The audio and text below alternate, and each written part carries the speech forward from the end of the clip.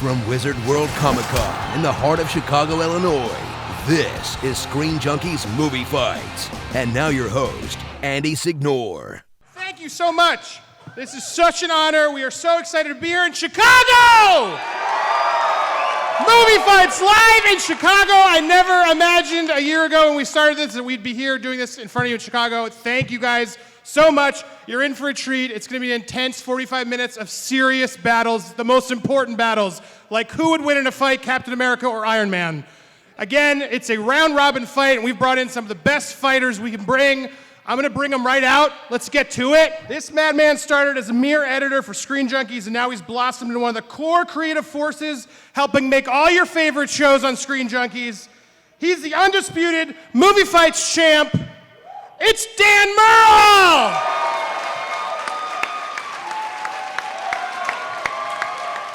Next up, from the League of Extraordinary Critics and Channel Awesome, he's the awesome man behind the most well-dressed, nostalgicest critic ever. It's Chicago's own Doug Walker!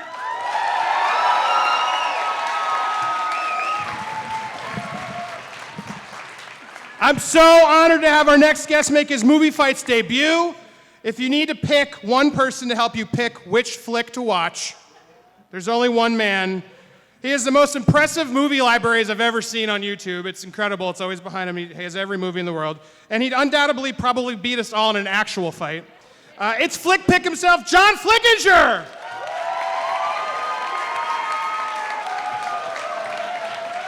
Finally, this YouTube critic extraordinaire has amassed an army of loyal fans that would make anyone jealous. His thoughtful and intelligent commentaries and analysis are of the highest degree, and I'm a huge fan of. I'm so happy he's here, and I'm so glad he crossed state borders to be here. It's Ohio's movie manatic. It's Chris Stuckmann! All right, look at your fighters. How fun it, well, now wait. There's 4, but we're gonna have 8 fighters up here. But do you know what that means? That means for the first time ever, we're picking 4 of you to come and fight this. Can you believe it? Are you excited? Are you not entertained? So I don't know, this could go amazingly or it could go horribly wrong, and we're gonna find out. But I can't tell you if there's one question that gets the most. It's, Andy, why I need to go fight on Movie Fights, I could beat all of you. We've heard you say it, we wanna try it here. For the first time, you guys are gonna get a chance to do it. If you're stepping up here with these guys, they're not taking it easy on you, so come prepared and come ready. Before I start, there's one more guest I forgot to introduce. He's gonna help me do this because I can't do it alone. I'm gonna be up here and I wanna interact with you guys. We're so excited he came out here. If there's one man I ever need to talk to about Smurfs, Ninja Turtles, or anything as amazing as that, it's Andre Meadows, Black Nerd Comedy himself, Andre! He did the whole circle, and you're regretting it, I bet. So without further ado, let's get this started. And first up, round 1, Dan Murrell, you'll be taking on Jared McMorrow. Jared, come on up. Fan debut, come on up.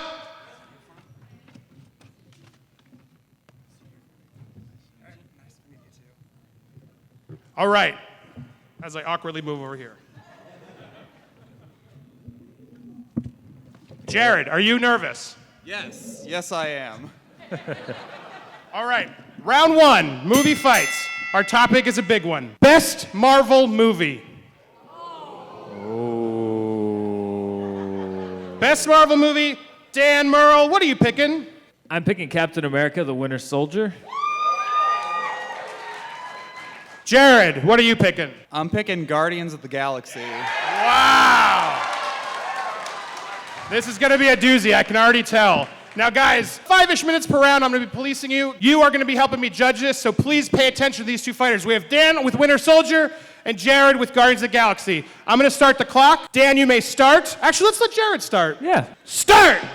All right, well, Guardians of the Galaxy, it was just a fun movie. No one expected it to be good. It was based on a very obscure comic book, and then it was the best movie of 2014. You know, it has comedy, it has action, it has heart in there, and, you know, it made America fall in love with a raccoon in a tree. Dan. It did.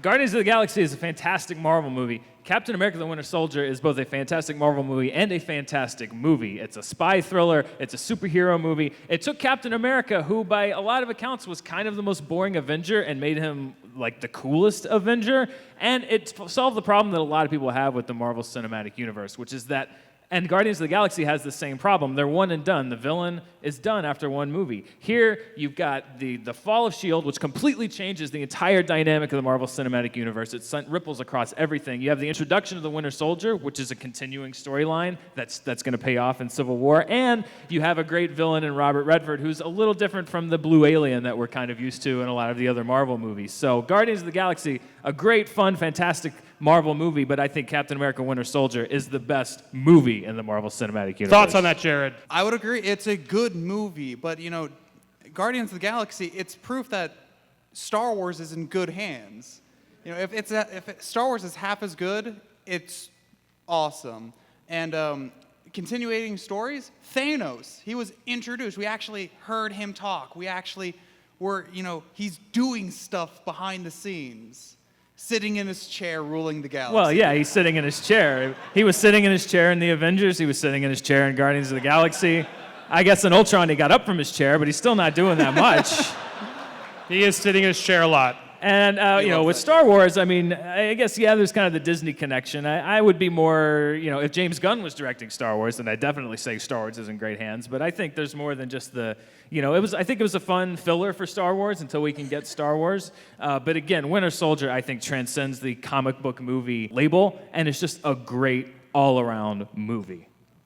Jared, final thoughts. Well, Guardians of the Galaxy, great movie. Good comic book movie, good sci-fi movie, great Marvel movie, and that's all I have to say. I'm drawing a blank. I'm fighting the champ here. And you're doing great. You're doing a great job. Dan, closing arguments. Yeah, so my closing arguments would just be that, yes, Guardians of the Galaxy, we all had a great time with it and introduced some fun characters. It was better than we expected. But Winter Soldier took Captain America, who is a landmark character and a key part of the Avengers, and took him from a supporting player in the franchise to one of the key heroes in the Marvel Cinematic Universe. Civil War now hinges on Captain America, and if that movie had failed in doing that, I think that the entire MCU would have been affected much more than if Guardians had been a little disappointing. Time! Wow, now whoever wins or loses, how about a round of applause for Jared? Wow! Good job, dude! Did you win? We'll find out. Way better than Nick Mundy. I'm fighting the champion, so I don't know. All right, now everyone at home, you have these, right? We're gonna put, well, a lot of you, sorry if we ran out, but you'll still wave at me. We're gonna do orange for Dan, and we're gonna do blue for Jared, right? So let's hold up your cards. Well, if you can't see from our perspective, it's a lot of orange. But I'm going to give Jared a huge round of applause. For real, Jared. Thank you. Awesome work. Round 2. Let's bring up Doug Walker. Oh, man. Going against Doug, I'm so excited for this fan. It's Joe Armenta. Joe, come on up. Wow.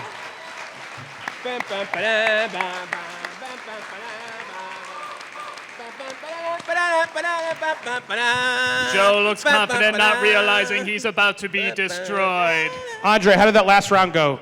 I thought it was really good. I'm surprised no one mentioned Fantastic Four as their best Marvel movie, but because it is the best in its own category. But it's true. Good fight, though. Can you find me a specific fan and we'll connect you at the end of the next round? Yeah, absolutely. All right, let's do it. All right. Round 2, guys. Here we got Doug versus Joe. Joe, pleasure to meet you. Man, big fan. Thanks for joining us here. Thanks. You're in the hot seat. Oh, man. For round 2, the question is going to be, out of all the DC movies that are coming out, they announced a slate, which movie should be cut? If you could only cut one, He wins. which one do you cut? Doug, what are you picking? I picked Shazam. All right, Joe, what are you picking? Suicide Squad. Wow. Wow. All right. And the winner is Let's start with Doug this time. Doug. Shazam. Hello. No, that's my argument. No. Okay, so Shazam, if you don't know, little boy says Shazam, given the power of a wizard, turns into this man, the superhero and everything. This can work for possibly Marvel, but even then that's a stretch. DC, what they're doing now is so gritty, so dark. So they took a guy that wears blue spandex and made it black and dark, and he breaks a guy's neck and everything. I think right now they want to do everything super dark, super Nolan-y, and right now they're not in the position to make a transition to something so silly. This is a wizard. This is magic, and we are getting kind of silly characters coming along, like Aquaman and stuff, but when you look at what they did with them, I'm excited for that to see what they're going to do, but with Shazam, I can't see how they're going to take that and actually make it either dark and gritty, incredible, or really fun and goofy in this world that's already so dark. Joe, thoughts?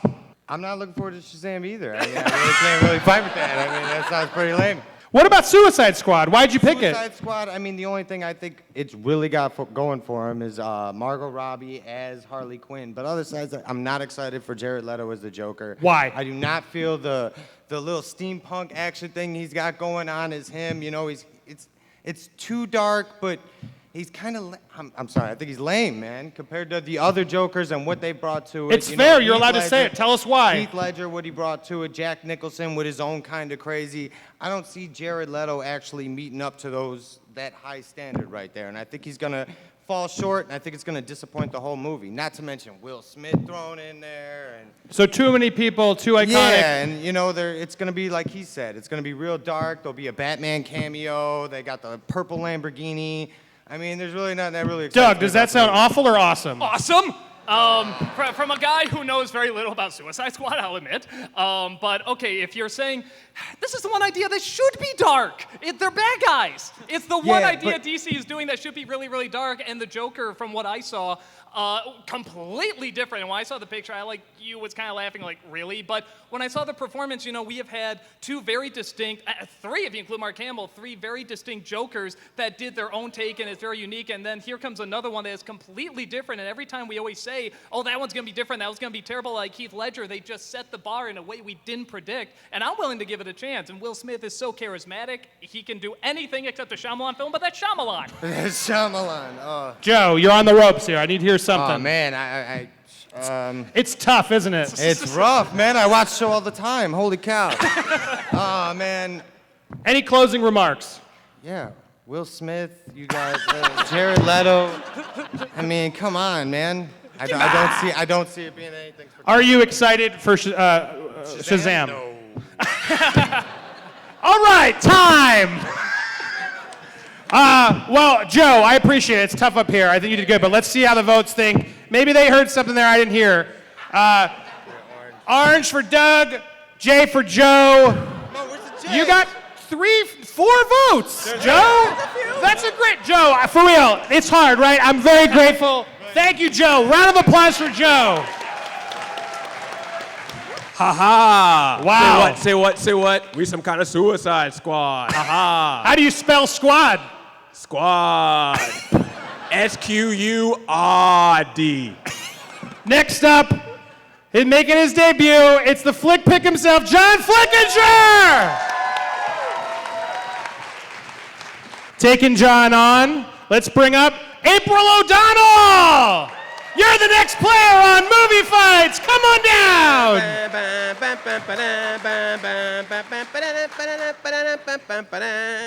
April, good to meet you. Wow, you're here. Have a seat. Are you a fan of the show? Yes, very much Well, so. thank you for watching and thank you for doing this. I'm very excited. For round 3, the question is, who is the best working director today? We're going to start with you, John. Who is your selection for the best working director today? Martin Scorsese. Martin Scorsese. Not too shabby. He's not bad. April, who are you picking? Christopher Nolan.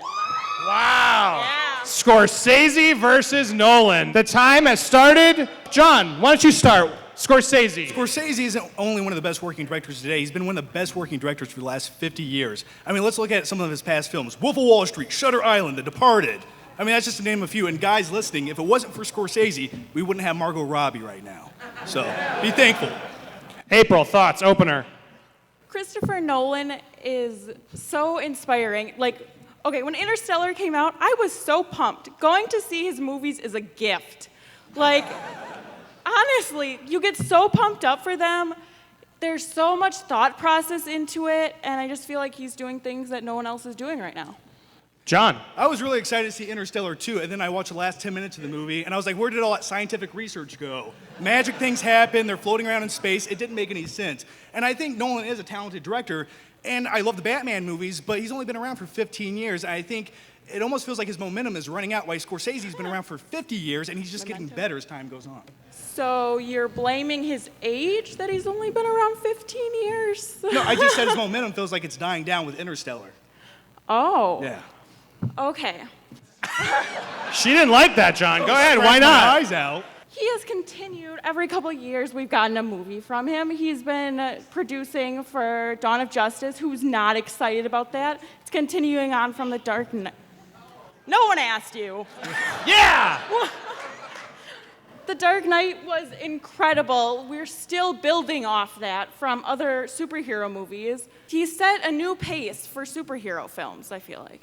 Absolutely, I agree with that, and he did really good with the Batman movies, but you gotta take Batman in consideration. Everyone loves Batman, and if you just made a slightly better Batman movie than the one we got before the Dark Knight trilogy, which was Batman and Robin, the Abomination Against Humanity, I think we were gonna love it no matter what, and Christopher Nolan just happened to do something a little bit different with it. But I mean, look at Scorsese, look what he's done. I mean, classics like Taxi Driver, Casino, Goodfellas, Cape Fear, it just keeps going and going for the last 50 years, and I think in his filmography, Scorsese has better movies compared to Nolan, which has only been around 15 years, and Scorsese is the more talented guy who knows how to tell characters, and he knows how to present their stories and make you care about them. So, how can you go against the whole filmography? Tell us why Nolan is still a notch above. Okay, I may not know him that well, but what movies has he done that other directors have already taken on? Taking on Batman is a big step, and it's a hard spot to fill, and what has Scorsese done? Tim Burton did okay with it. He kind of revolutionized the comic book genre with Batman in 1989. But what else has your director done? What else has my director done besides But make classics every decade? No. What has he done, like, to step up from other films, like Remade? My director is 70 years old and still makes films like a 25-year-old guy hungry in Hollywood. His vitality is off the charts. I mean, look at Wolf of Wall Street. Quaaludes, hookers, and blow. Yeah! And you know, it was like it was made by a 25-year-old guy. Nolan could not make a movie like that. Everything Nolan does has to be angry and depressed and grim and gloomy, and I like things like that, but sometimes it's okay to really show human emotion. Sometimes it's okay to be depressed. Yeah. All right, closing arguments. This is tough, right? When you leave a Nolan movie, you remember it. You think about it afterwards. With Inception, The Prestige, Memento, all these movies stuck with me weeks after. He leaves such an impact on you, and it changes you. All right, that was a good round. Let's give April a round of applause. And John, his debut, that was a good fight. April, high five. Feel good? Good job. All right, good, shake it off. That's what this is about, having fun. Now, it doesn't matter who wins or loses, right? But let's see who wins and who loses. Orange for John, we have blue for April. Well, you got more blues than the last round, so be proudful, but it's pretty heavy orange. John goes on to the next round. Thank you so much. All right, round 4. Coming up is Chris Stuckmann! Chris, I'm saying the word wow a lot because people like to make supercuts of how often I say the word wow, so wow! All right, Chris, you're taking on a fan. Let's meet this fan. It's Joe Simpson! Come on up, Joe. You're the next contestant on Movie Fights. Woo! Andre, how did the last round go? We have a special guest that wanted to say something real quick. All I have to say is, I will never forgive Christopher Nolan for putting this thing on my face. Good work there, guys. All right, Joe, Chris, the round is, who is the best franchise hero, Luke Skywalker or Harry Potter? Taking the stance for Harry Potter, it's Chris Stuckmann, right? Yep. Taking the chance for Luke Skywalker is Joe Simpson. Yeah! Uh-oh. I'm ready. I'm ready. This. I'm ready.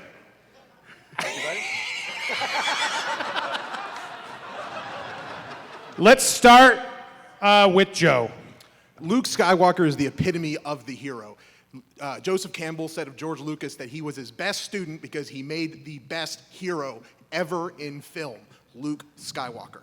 My brother dressed up as Luke Skywalker. Everybody of my brother's generation, everybody remembers where they were when they saw Star Wars. People in their 40s, 50s, 60s, 70s, 80s still remember when they watched that movie.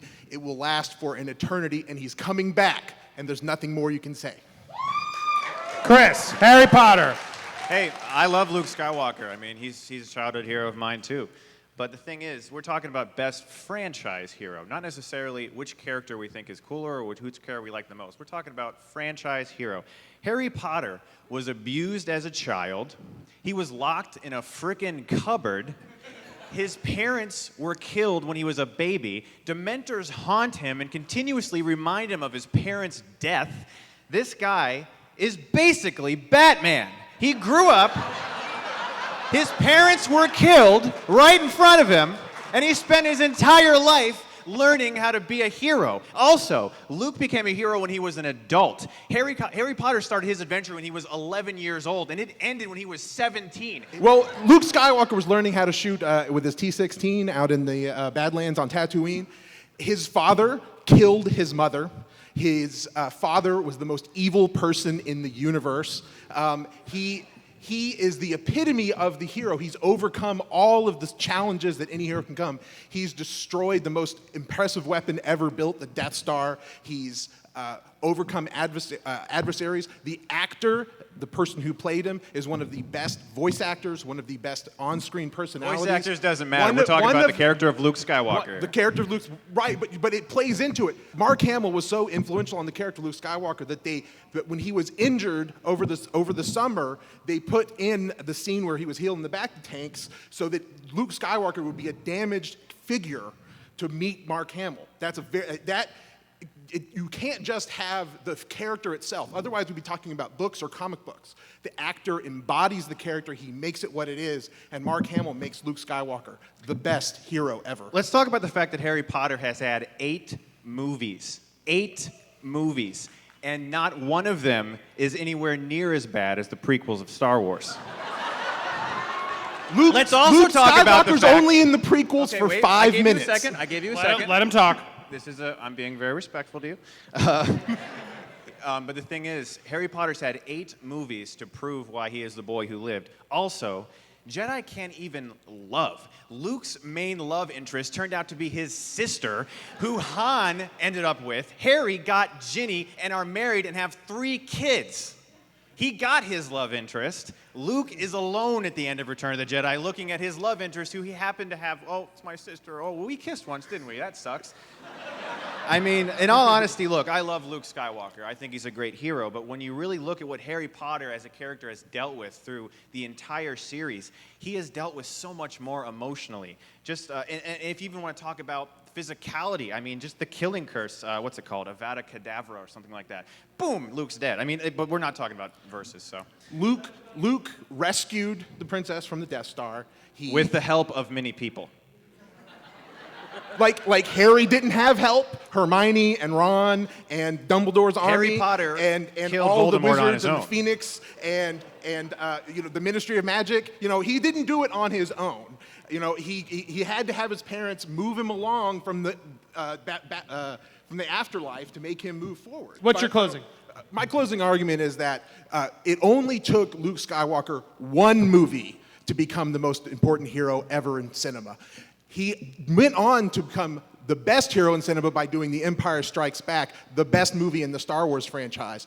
He is the only reason why those movies are still the pinnacle of they are. Even after 3 horrible dive bombs in the first prequels, people still love Star Wars. All right. After getting hit in the face. Closing argument for Chris. I'd say there's a lot more reasons for why the Star Wars movies are good besides just Luke Skywalker. And I would say that he really, truly, beyond that, Harry Potter as a character, I think has been through more. For instance, Voldemort was going to turn every single Muggle human on Earth into enslaved or either kill them.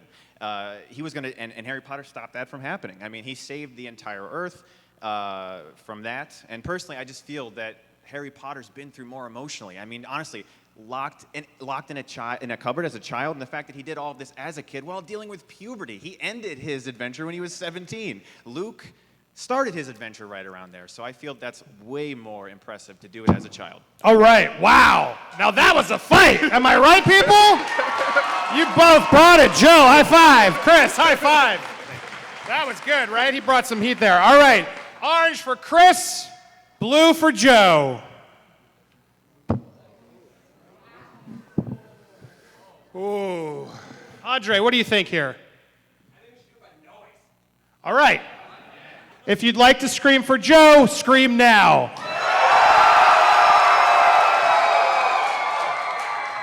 If you'd like to scream for Chris, scream now. Joe, that was close, but I think Chris takes it. How about a round of applause for Joe Simpson? I want to thank my wife for helping me prepare for that one. That was close, Chris. Andre, any thoughts from that round from the crowd? Well, I never seen Harry Potter, so Luke Skywalker, hands down, is the best, to me, franchise hero. So I'm sorry, I've never seen Harry Potter. That's all right. You're a grown man. It's cool. I think we all miss the Big Mama's House franchise as being one of the greatest franchise heroes. It takes a lot to wear a fat suit and be a woman. I'm just saying. Awesome, man. Not that I've tried it or anything, but I heard. So none of the fans made it, but how about a round of applause, those fans? You guys did a great job. Please stick around. We'll talk to you afterwards. If you fought, please don't leave. Let's bring up round 5. We're bringing back Dan Murrell. And you're taking on Doug Walker. Wow. All right, round 5.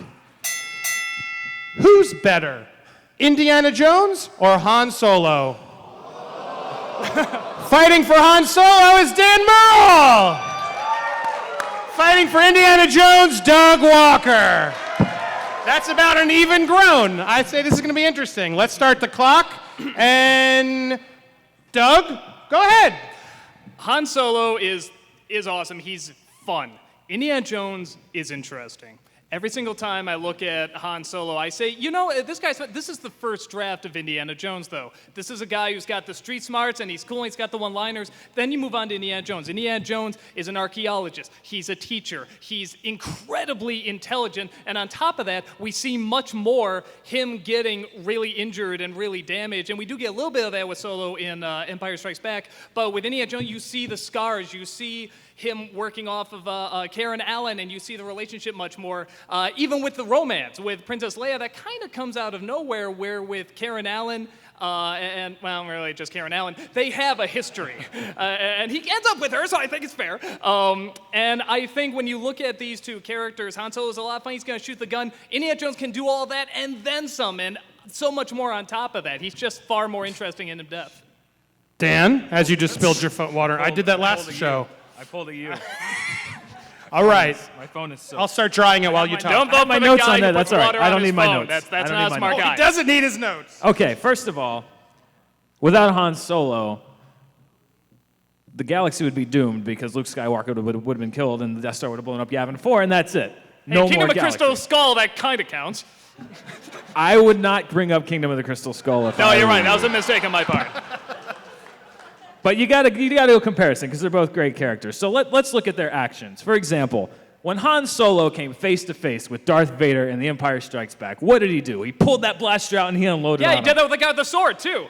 Right. Let him talk. Sorry. He pulled that blaster out and he unloaded on him. What did Indiana Jones do when he came face to face with Adolf Hitler? He stood there like a goon and got his book signed. So if you're going with what they do in the face of pure evil, I'm giving the edge to Han Solo. Secondly, Han Solo field-dressed a tauntaun and saved his best friend's life by sticking him inside it. Indiana Jones is afraid of snakes. And depending on whether or not you want to, the extended universe, if you treat that as canon, Han Solo's kids became Jedis. Indiana Jones's kid became Shia LaBeouf.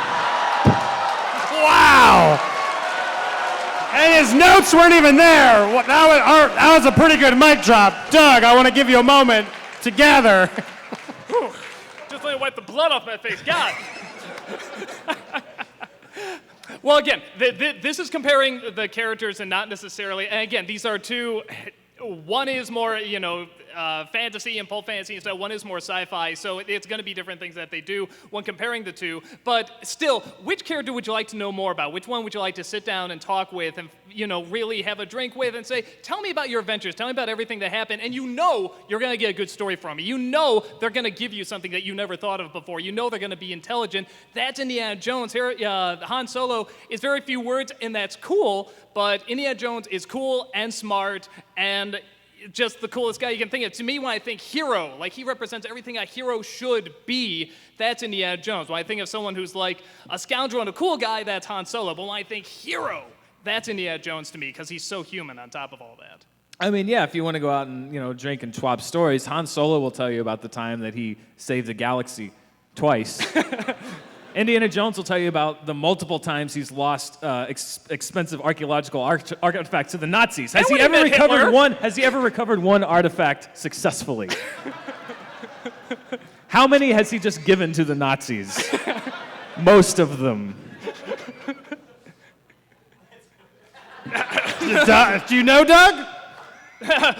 Do I know? Well, I have not talked with the guy, but if I did, I imagine he'd be very interesting to talk to. And to me, like I said, it's cool to be strong and, it's cool to be strong.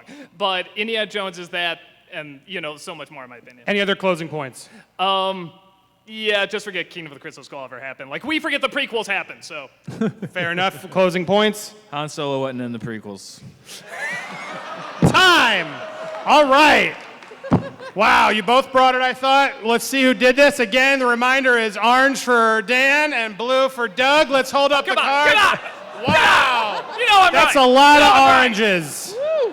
Undisputed, I think. Doug, he brought some bombs there. I got to give him credit. Dan moves on to the final round. All right, Andre, thoughts there? Yeah, what did you think about that fight there? With Dan, I mean, this is probably the best mic drop that I've ever heard Dan say in movie fights. And when you bring up Shia LaBeouf, that's over. The fight is over, no matter what you're arguing. Next up, John Flickinger and Chris Stuckmann. Round 6, let's get right to it. These two have been wanting to fight forever. I know a lot of you out there have been wanting to see these two fight. This is going to be good. Who wins in a fight, Captain America or Iron Man? I wonder who John picked. Fighting for Captain America is John Flickinger. Fighting for Iron Man, Chris Stuckmann. This is going to be good. The time's on the clock. Chris, go ahead. I love both of these guys. I think they're both amazing, and I can't wait for Civil War. I mean, honestly, like, and if I wanted to have one of them win, I'm like, just don't hurt each other, because I love them so much. But I feel Iron Man would win because of his intelligence. This is one of the smartest human beings on the planet. The things that he's able to create, his Iron Legion, this actual army he has at his own disposal, could easily just surround Cap. Yes, Cap is a great tactician, he's great in battle, and he has a lot of loyalty and he's smart. But when you really look at the possibility of a super soldier who, as Tony said in the Avengers, everything special about you came out of a bottle. And then you have someone who built himself from the ground up and learned how to be the person he was through his intelligence and through the things that he's dealt with. Just the tech that he has at his disposal could easily neutralize Captain America. John, thoughts? Captain America is a patriotic badass, jacked up in super soldier serum, and he is a soldier. Tony Stark is just a rich guy whose daddy gave him some money, and he's good at science and building things. And speaking of everything special coming out of Captain America through a bottle, well, everything special about Iron Man is his suit. Without his suit, he is nothing. Captain America is still a soldier without that vibranium shield or without that suit. He can still go into battle, kick ass, and if he just caught Tony Stark on the wrong day, he could punch a hole through his head. He has superhuman strength. He can regenerate. He's the ultimate human being. Still, the question is Iron Man versus Cap, not Tony Stark versus Cap. We're assuming that they are at the pinnacle of their abilities. And if you're really saying that Tony is just a rich guy who got some money from his parents who built himself, then you're saying he's basically Batman. Batman is a ninja. All right? He trained. Tony Stark did none of those things. Well, let me tell you something. Did you ever see the movie Avengers Age of Ultron, John? Yes. Iron Man defeated the Hulk with the Hulkbuster suit called Veronica that comes down from a satellite and becomes even more armor around him. If he can defeat the Hulk, he can take Cap. The Hulk wasn't really the Hulk right then. He was hypnotized by Scarlet Witch. Right, he was stronger. So he was weakened, and that wasn't the real Hulk, and I don't think he really would have defeated him with the Hulkbuster suit. But Captain America, he's a soldier, he's a strategist, and Tony Stark, yeah, the Iron Man suit's cool and all, but at the end of the day, when it comes down to it, Captain America isn't going to go out into the open and let him use his guns and missiles to take him down. He's going to take him down in the sewers and take him out. And speaking of Iron Man, without that suit, once again, that runs on battery powers, once that's gone, he is nothing but a tin can. All right, we're running out of time, sadly, so I want you both to compile your last sort of closing. What is the fight that they win in quickly? And we'll start with you, Chris. I feel like if you were to ask who would win in a fight, the Hulk or Captain America, universally everyone would say the Hulk. So if Iron Man can defeat the Hulk, he can take Cap. That's that. I don't feel like there's really much of an argument there. Captain America is much more intelligent than the Hulk. He would wear Iron Man out till his batteries went dead in his tin can suit. Tony Stark is nothing more than a witty one-liner asshole, egotistical guy. And those traits right there are going to make him lose the fight because Captain America is a true soldier. All right, time. Wow. Orange for John, blue for Chris. America! I see more blues.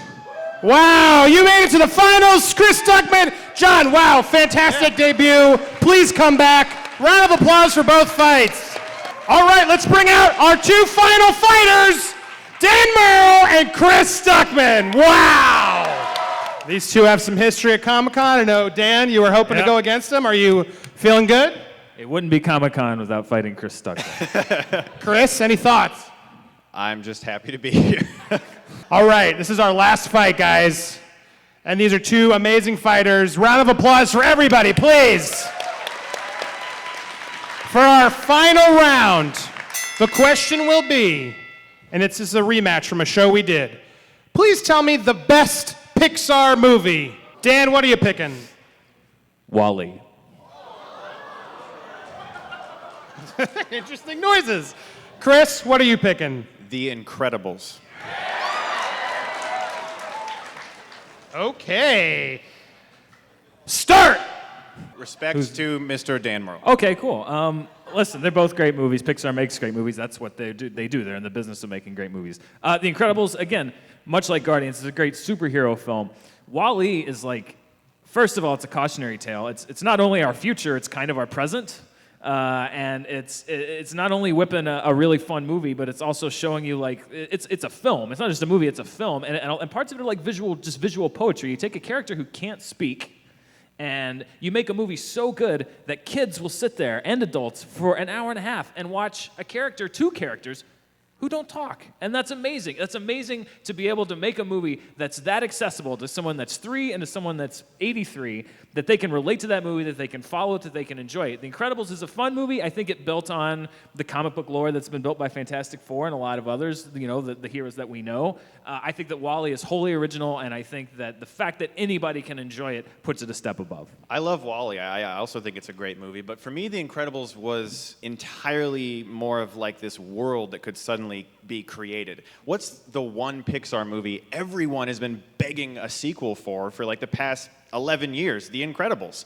Wall-E is a good movie, but does anyone really want to see Wall-E 2? Not really. I mean, yeah, sure, Wall-E 2 would be cool, one man, but like, what are they going to do? Like, harvest the one little plant? No, we got plants now. All I'm saying is The Incredibles, for me, was an extremely fun, like you said, superhero film, but it was also a spy movie directed by Brad Bird, who went on to direct Mission Impossible Ghost Protocol, Tomorrowland. Like, in my opinion, he's a fantastic director. He also directed Ratatouille and Iron Giant. And the vision that he had for The Incredibles, I watched it recently. I always thought Toy Story was my favorite, or maybe Toy Story 3, but I actually watched this like a month ago with my wife, and I was like, The Incredibles might actually be my favorite Pixar movie because it's so fast-paced. There isn't a single dead moment in Incredibles. You can watch that movie once a month and find something new, and it's a movie like similar to Wall-E that is a kid's movie, but all ages can enjoy. Well, I mean, I don't want to see Casablanca 2 either. That doesn't mean it's not a great movie. So Well, we're not arguing against Casablanca. I think not wanting a sequel doesn't necessarily pre-qualify. I mean, I don't think a movie's great just because you may or may not want to see a second one.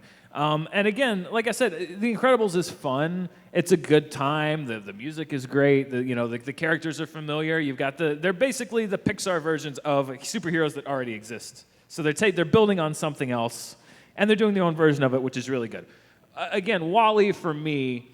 Just the fact that you have the imagination to dream of this world, this desolate Earth with this garbage robot who watches old movies and is studying humanity, and to take that little germ of a story and to take it out into space and just the scope of it and the breadth and the depth of it.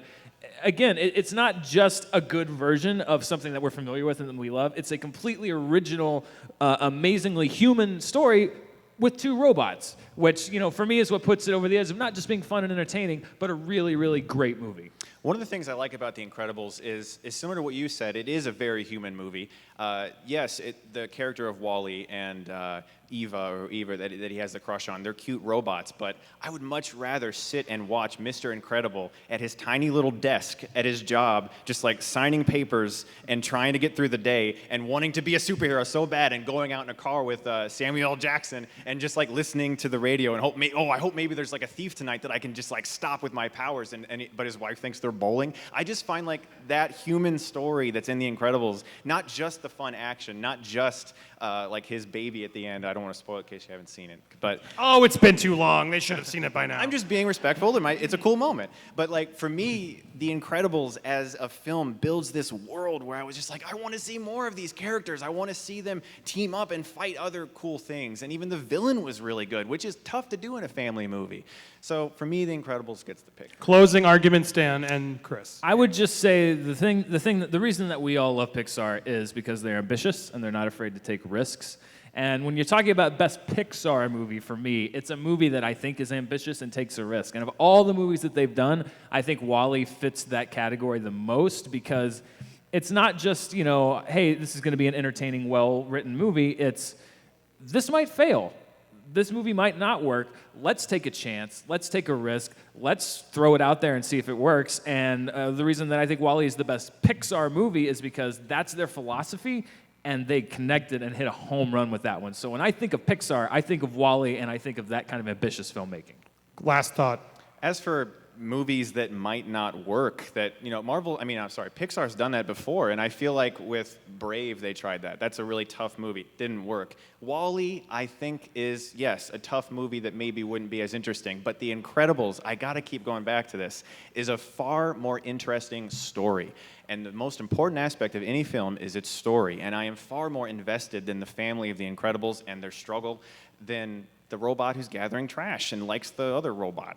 Time! Guys, say with me, this is tough.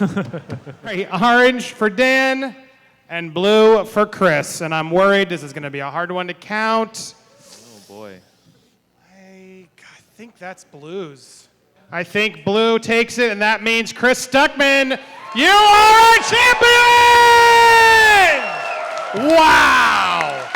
Say it with me, wow! Wow, I'm Andy Signore! Chris, Dan, thank you. How about everybody come back up here? Can we bring our fans back up here?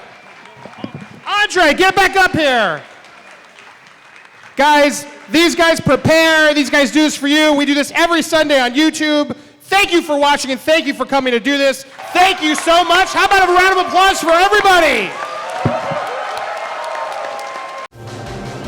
Every podcast we put on YouTube comes with this kick-ass graphic listing all the topics your favorite Screen Junkies podcasters are talking about. If you click the topics, you can skip around and choose your own podcast battle royale. Go ahead, try them all. If you haven't already, subscribe to Screen Junkies on YouTube to join us for future fights. Or if you prefer to listen on iTunes, click the logo to download an audio version.